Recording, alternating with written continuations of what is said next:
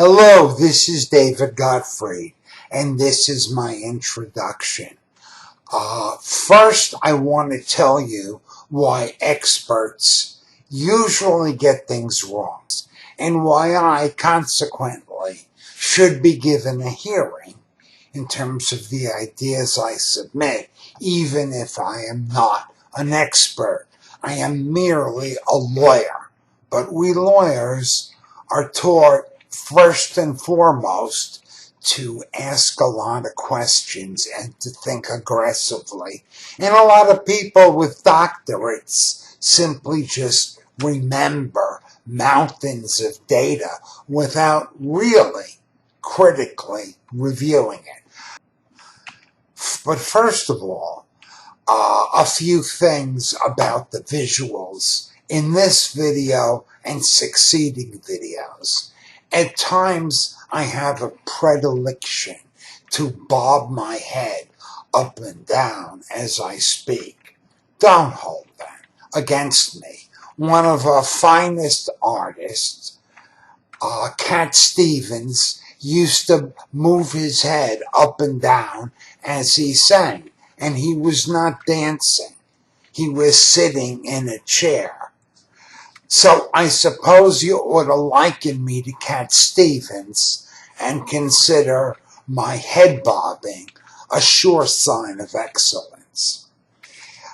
So, as I said, experts very often have ideas that are erroneous. Very often the very best ideas in a field come from people outside of that field. This is because an expert has spent his whole life learning one way of viewing his subject. That is, he learned the dogma of a particular school. He has invested time and money and made a career of seeing his subject in a certain way, in the way preferred by the school of thought, which educated him. And so he will be, and because he's invested so much money and time and effort at looking at a subject in a particular way, he will be averse to recognizing new principles that were not part of his education. So let me give you a few examples. If one is a Freudian psychiatrist who believes that homosexuality is a disease, one may be reluctant to entertain new ideas because, one has spent tons of money getting medical training which pathologized homosexuality.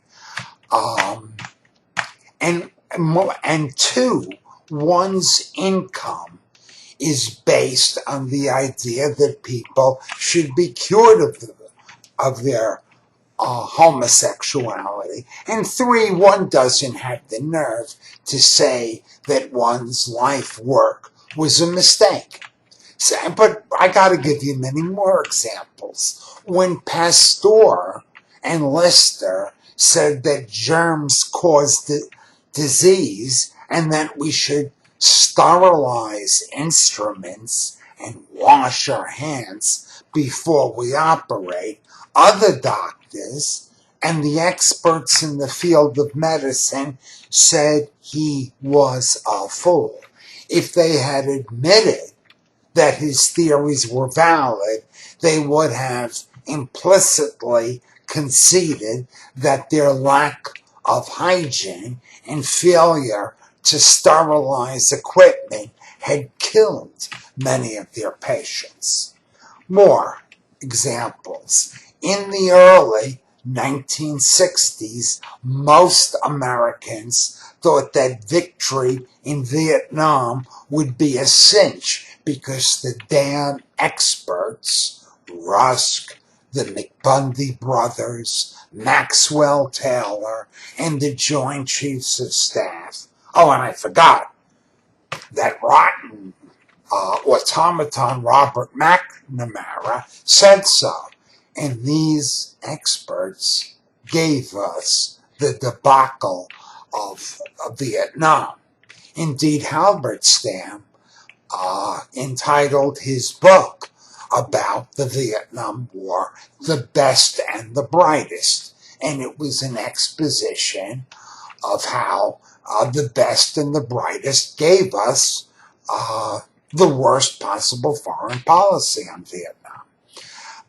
And more examples. More and more people are seeing psychiatrists and are taking psychotropic meds, and the suicide rate has been rising. Also, I found that in law school, people who had the least familiarity with business and commerce got the highest marks in contracts, commercial law, and corporate law. This is because they were not constrained by preconceived notions of how things had to be and were more capable of making insightful arguments in these fields. Also, by being an expert, one might suffer from tunnel vision. Because one is an expert, one may prematurely close one's eyes to insights outside of one's field. For example, most avid followers of politics thought Lyndon Johnson would easily capture the 1968 Democratic presidential nomination. But he didn't. Indeed, he withdrew from the race. Norman Podhoretz said in his 1979 book, Breaking Ranks, that the political experts got it wrong precisely because they were glued to only politics, because they were political experts. And because they were glued only to politics, they were oblivious to the profound ways in which phenomena outside of politics can shape politics. More specifically, they were so busy, looking at the vote totals in congressional races in 1966 and similar such things, that they were oblivious to the youth movement and the infectious, rebellious energy of rock and roll. And the youth movement in rock and roll had a lot of power in terms of changing the way people thought and ultimately the way they viewed politics. And now I'm going to talk about about the fact that I may, in these videos, express contradictory assertions. Hegel used to say that every idea had within it the seeds of its opposing idea, or in other words, its antithesis.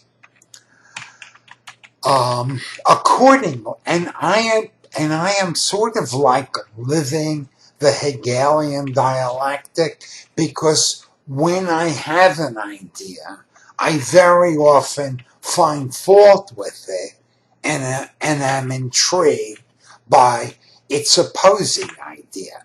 That is, I cannot help but see all sides of an issue. In a sense, I am, in a strange sort of way, a walking, talking Hegelian dialectic. But that's okay. Because I can be inconsistent because I'm not running for office.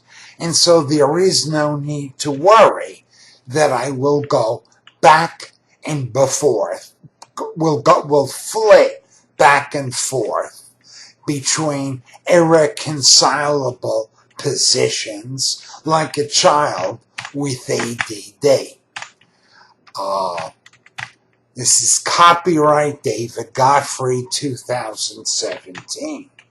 And as an introduction, let me just say, so come survey this paper trail of poems, polemics that pierce the veil. Let your mind set out and sail, and you'll be capsized in a gale. Copyright David Godfrey, 1997. Goodbye and thank you, and listen to the other videos.